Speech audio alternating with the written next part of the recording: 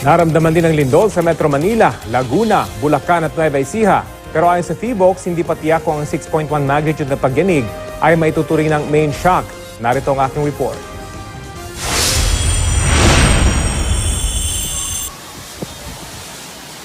Malatalo ng tubig na nagmumula sa tuktok ng Meza Residences sa Quezon City, kasunod ng malakas na lindol. Halos ganyan din ang nangyari sa Anchor Sky Suite sa Binondo, Maynila. Tubig mula sa infinity pool ang bumuhos mula sa tuktok ng gusali na ikinatakot ng mga residente. Kawawi ng mga sa taas, kinihina ko ng mga sa taas, no? Rumisponde na roon ang mga tauhan ng Manila Police District para suriin ang sitwasyon. Sa City State Hotel sa Ermita, mistulang nagsasayaw ang mga chandelier. Balot din ng takot ang mga residente sa Paki, Laguna. Nagswing na ang mga ilaw sa loob ng bahay. Sa Malolos, Bulacan, gumalaw rin ang mga kasangkapan sa loob ng bahay. Naputol pang saglit ang serbisyo ng kuryente, pero naibalik din naman.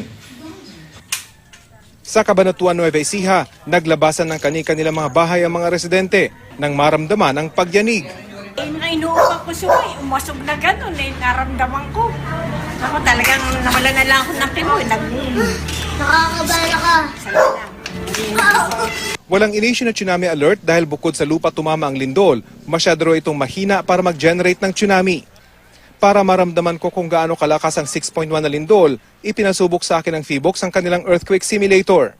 Ngayon, nasa 6 na tayo. Yan, malakas na uga. 6.1, medyo slow yung movement at yung lampara ay medyo malakas na naman yung pag-uga. At yun po yung 6.1. Ngayon, medyo tumitindi itong paggalaw ng earthquake simulator nga nasa 7.1 na tayo ngayon. 7.2. Okay, nakapag-adjust na ako. Kaya nababalanse ko na yung sarili ko. Pero kapag ikaw ay nabigla at agad tumama yung ganito kalakas na lindol, tiyak mabubuwal ka na kapag ganito nakalakas yung intensity ng isang lindol. Medyo mahirap sabihin kung mararamdaman. force shock ba to o ito na yung main shock. Ano? Isa sa malaking problem natin sa science ng earthquake yan. Hindi natin masabi.